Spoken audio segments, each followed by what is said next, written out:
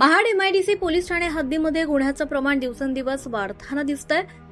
यामध्ये खुनाचा प्रयत्न, महिलांवर अत्याचार, विनयभंग, चोरी, घरफोडी अशा गंभीर स्वरूपाच्या गुन्ह्यांचा समावेश आहे। महाड तालुक्यातील जिते काशी मोहल्ला येथे एका बंद घरामध्ये घरफोडी झाल्याची घटना नुकतीच घडली आहे, जिथे काशी मोहल्ला येथील रहिवासी जैतून नूर मोहम्मद काझी हे काही कामानिमित्त घराबाहेर गेल्या होत्या।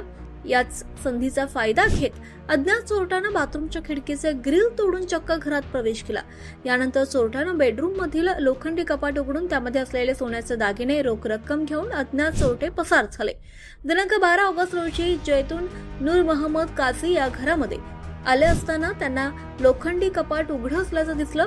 तसंच बाथरूमच्या स्लायडिंग खिडकीचा काचा कोणीतरी काढून आपल्या घरामध्ये चोरी केल्याचं त्यांच्या लक्षात आलं। त्यावेळी त्यांनी तात्काळ पोलीस स्टेशन गाठलं आणि अज्ञात चोरट्यांविरोधात तक्रार दाखल केली आहे। या तक्रारीनंतर घटनास्थळी महाड एमआयडीसी पोलीस आणि फॉरेन्सिक टीम दाखल झाली असून अज्ञात चोरट्यांचा तपास पोलिसांकडून सुरू करण्यात आलाय।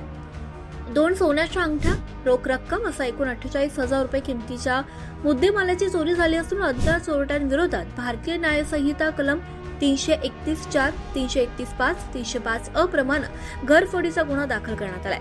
महाडचे अतिरिक्त कार्यभार असणारे उपविभागीय पोलीस अधिकारी पवार आणि महाड एमआयडीसी पोलीस ठाण्याचे सहाय्यक पोलीस निरीक्षक आनंद रावडे यांच्या मार्गदर्शनाखाली पोलीस हवालदार राहुल मोहिते या संपूर्ण गुन्ह्याचा अधिक तपास करतायत। जागृत महाराष्ट्र न्यूज, रामदास चव्हाण, महाड, रायगड।